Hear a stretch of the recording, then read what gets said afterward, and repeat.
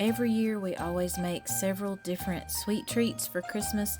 These have changed over the years, of course, but I still try to keep them simple and easy because I have so many different holiday get-togethers and family dinners and things like that. I try to make this as easy as possible on myself. Thank you for stopping by Lavender and Lace. I'm Alicia, and I hope you will consider subscribing if you haven't done that already, and welcome back to all of my loyal viewers that come and see me every week. Please give this video a thumbs up, and let's get in the kitchen and get started with all of these sweet treats.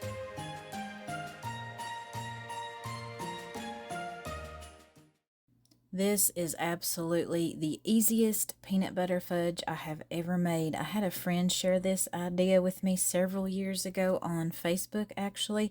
All you need for this is a 16-ounce vanilla icing and a 16-ounce creamy peanut butter.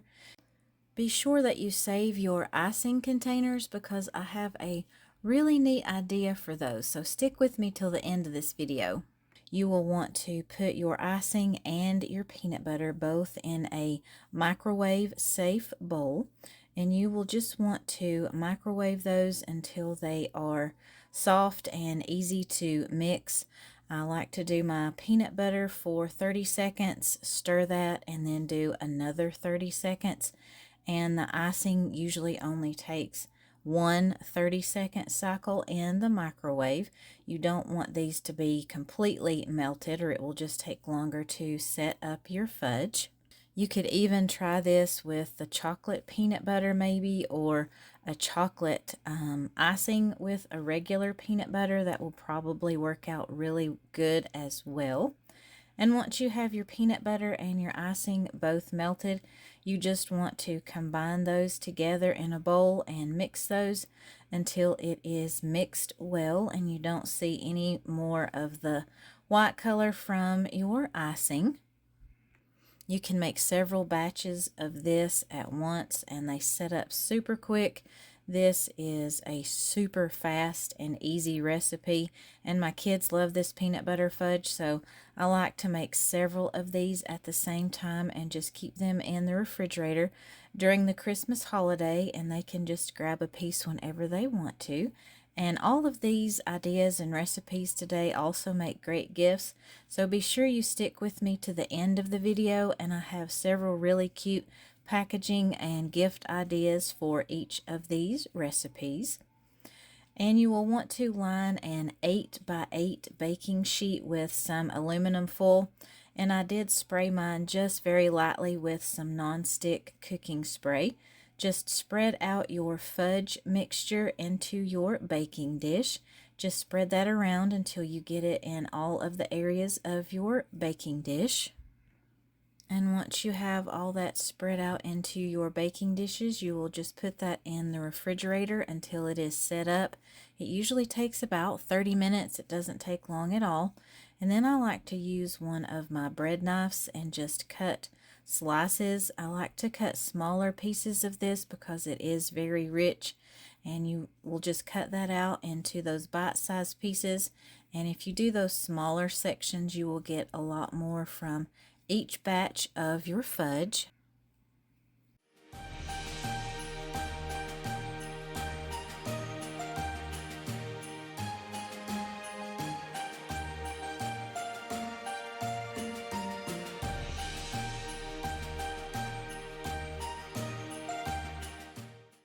And to store this until we are ready to serve or package this as gifts, I just put this in airtight containers and keep in the refrigerator. And Zoe loves peanut butter, so she knew we had peanut butter something that day we were making fudge, and she was really wanting to snack on that. I think we gave her some peanut butter a little bit later on that day. So just seal your container and put that in the refrigerator and you are set. I would love your help in reaching my goal of getting 3,000 subscribers by the end of the year. To help me do that, all you have to do is subscribe if you haven't already, give this video a thumbs up, and share if you know anyone else that would like this content. Now let's get back to all of the sweet treats.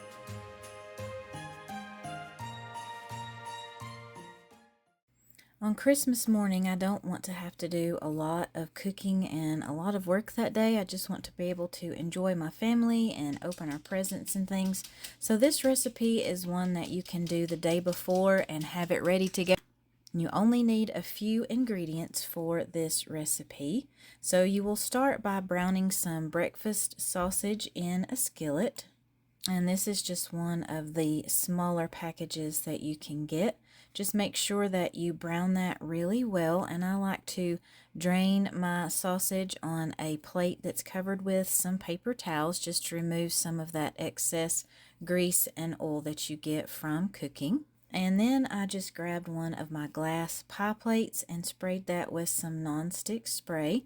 And you will need 1 cup of milk and 3 eggs. I like to just use a larger measuring cup and just combine all of that together. Just whisk all of your eggs and milk together until those are mixed well. And you can add salt and pepper to this mixture if you want to. I normally don't, just because there's so much seasonings already in the sausage. And then you will add your sausage to the bottom of your pie plate and just spread that around until you have an even layer. And I add sharp shredded cheddar cheese to this. You could add pepper jack, Colby jack, whatever cheese, mozzarella, whichever one that you would prefer for this recipe. And I like cheese, so I add a little bit more than the recipe calls for. It's usually a cup of cheese. I probably do 1.5 cups to 2 cups because we like cheese in our family. And then you just pour your egg and milk mixture over the top. And I like to use a fork to make sure all of that cheese is covered with the egg mixture. And then you will just bake this in the oven for 45 minutes on 350 degrees. Let that rest for 15 minutes until you slice it and it is ready to go. And you have a perfect Christmas morning breakfast.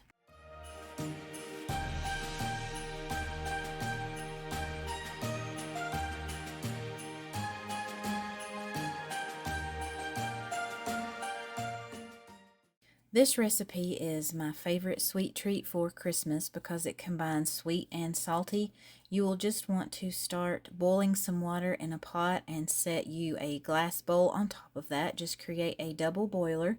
And for this, I used some dark chocolate and milk chocolate because that is what I had on hand. You could use just all dark or all milk for this if you want to. And I used about 1.5 packages, and I also added some Gulf wax there in the beginning to my glass bowl. That just helps your chocolate to set up and be shiny and look nicer on your candies when you finish these. And then I just covered a baking sheet with some parchment paper, and I covered that with some pretzels until I had everything filled.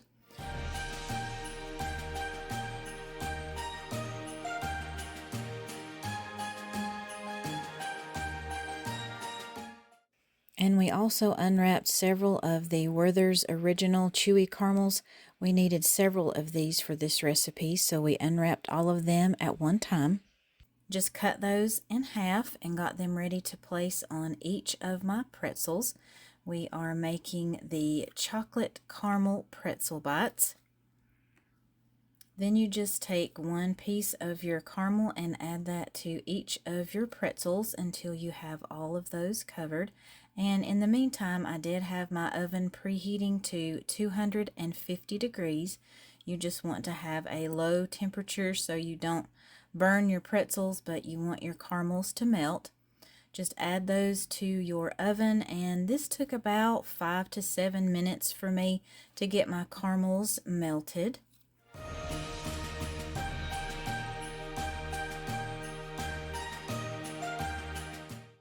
And this is what they look like when they come out of the oven. Don't those look amazing? They taste so good. I love these. I did let these cool for about 5 minutes once I took them out of the oven, and then I put them in the refrigerator for another 5 minutes just to let that caramel set up.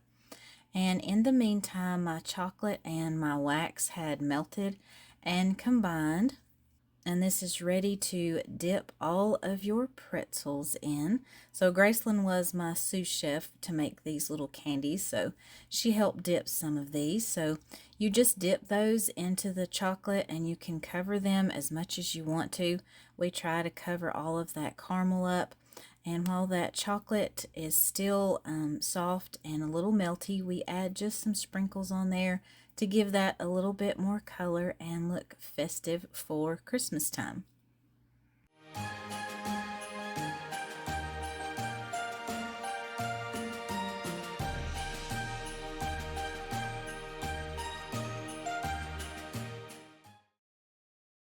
So this one is usually my husband's favorite, so he requests this every year. I just started this recipe with a package of gluten-free Oreos. I put those in a food processor. You just want something to pulse these down and make those into crumbs so they are easy to mix and combine with your cream cheese that I will be adding in just a minute. And my food processor decided not to work for me this day, so I actually had to switch to our Ninja blender that we have. It worked just as well for this, so if you don't have a food processor, you can totally use a blender, or I've even used like a little hand crusher, just whatever that you have on hand to make your cookies into crumbs. And then I just added 1 8-ounce package of cream cheese to that had been softening for a couple of hours. You just want to mix that until everything is combined well and you don't have any lumps of cookie or any big chunks of your cream cheese. And I just added mine to a larger mixing bowl because I did several batches of these Oreo Truffles on this day. Just put everything into a bowl. And that also helps you see if you have everything mixed well or not, and then you can just do any additional mixing that you need to. And I just took another one of my cookie sheets for this recipe and covered that with some wax paper. Wax paper and aluminum foil for your Christmas cookies, treats, candies, all of that just makes for easier cleanup. And then you just want to take some, pinch off a small amount of your, we'll call it your cookie dough here, and just roll that into truffles. We try to keep these about 1 to 1.5 inches in diameter and keep those as uniform as possible. Just roll out all of your dough until you have everything on your cookie sheet. And I use white chocolate chips for this, and for the batches that I did, I used 3 packages of cookies. So I did 2 bags of white chocolate chips and 1 full bar of that Gulf wax that you can use for candy making. This is a food grade wax. And if you don't want to use that wax, I did do some research and found out that you can use coconut oil as well for your candy making and things like that. But if you do use that, just remember that it will give your candies kind of a coconut flavor. And I had been letting my truffles set up in the freezer for about 30 minutes while my chocolate was melting. And then I just started dipping those into that chocolate. And I like to use a fork for this. It just makes that easier. And I decided to double dip my truffles this year. You can kind of see the difference there. Just the one dip is a little bit lighter, and then you just get a little bit better coverage if you double dip that with your white chocolate. And to store these, I just put those in a gallon freezer bag and keep those in the freezer until we are ready to eat these with all of our other Christmas treats or add them to our little goodie bags.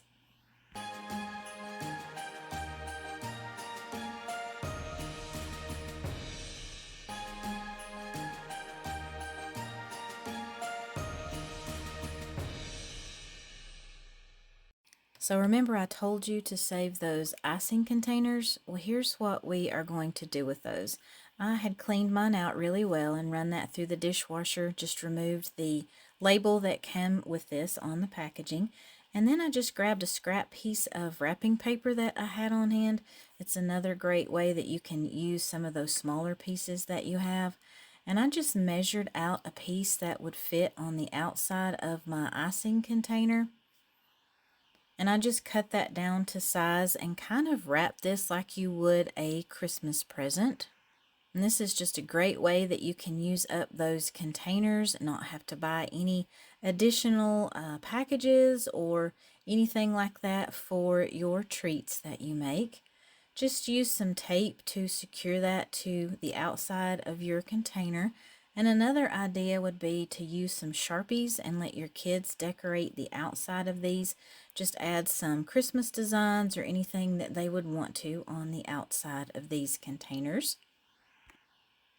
And I added just a little bit of paper shred to the bottom of my icing container. I think that just gives your treats just a little bit more of an elevated high-end look if you are going to gift these. And all you have to do after that is simply fill up your container with whichever treat that you would like to. And this makes a perfect gift that you can give to someone this Christmas.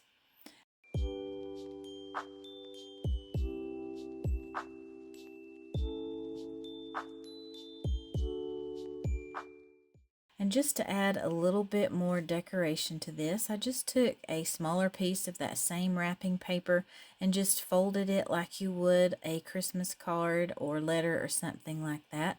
Just put a hole punch in the corner so I would be able to tie that on with my jute twine. And just attach that to the top of this container, and that is it. Isn't that such a neat idea to reuse your icing containers? You get kind of double duty there for your money, and this is just a super cute idea to add your sweet treats to. I found this really cute nutcracker design glass container with the plastic lid at Dollar General, and this one was only $3, so I definitely grabbed that one. They did have a larger size with a red lid that was $5. And I added just some of that paper shred to the bottom of this one as well, and added some of my peanut butter fudge. And this is a great way to not only store your fudge but gift this to someone as well. And they also had several other containers on sale when I went to the Dollar General store. They had these really cute designs of mason jars, so I grabbed 2 of those. And I also found 2 of these ceramic smaller dish containers, and these were actually buy one get one for 50% off, so that was a really great deal. And I thought all of these were super cute for packaging ideas for all of my candies and treats that I have made. You just simply add whichever ones that you want to your mason jars and just put the lids back on those and seal those up, and you can have these ready to go and keep them in your refrigerator on hand and just grab them whenever you need them. And for the smaller ceramic containers, I added some of that paper shred once again and just filled those with an assortment of all of the candies that I have made. These hold about 6 pieces, so this is a smaller gift that you could just give to someone. I like to have a lot of these on hand and ready to go in my refrigerator so I can grab them whenever we have a delivery that day. It's just easy to grab out and hand out to our delivery drivers, or we can have them ready to go if we're going out to town and we have some errands to run or doctor's visits, dentist appointments, whatever during Christmas time. And these will be ready to go and give out as sweet gifts. And for those little ceramic containers, I did add them just to a cellophane treat bag. And you can also find these more decorative ones at Walmart. I did find these last year, so I'm not sure if they have this same design in the stores this year. Just add your treats to those as well and tie them with some jute twine, and you have perfect little sweet treats ready to go anytime you need them.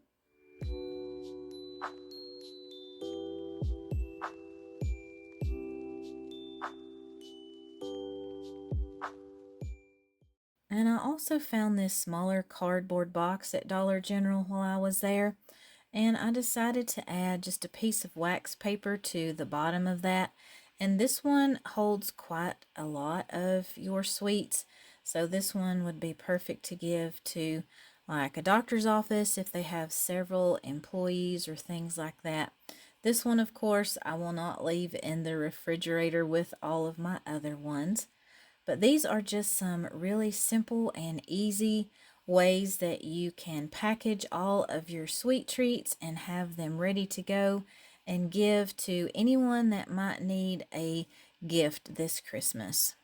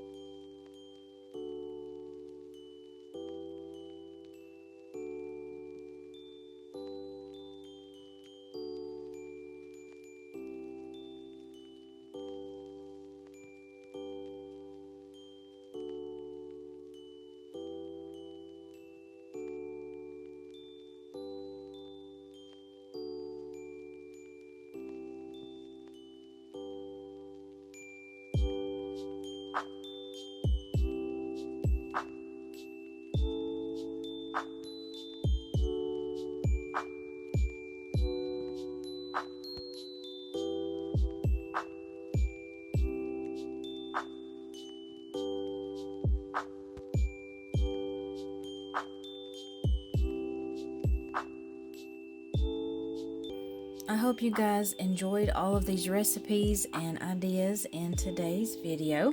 Hopefully, if you need a last minute treat for an event or holiday gathering, you found a good idea here. Let me know which of these is your favorite, maybe which ones that you have made before for Christmas time.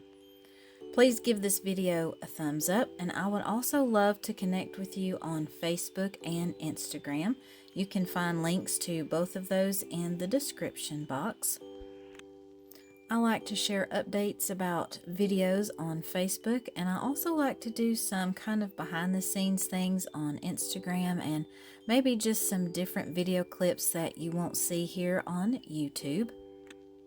And Christmas is just around the corner. Are you guys ready? Do you have everything wrapped and all of your candy and food that you need to make ready to go? I would love to know, so leave me a comment. I always enjoy reading those from everyone. And I will see you guys in the next one.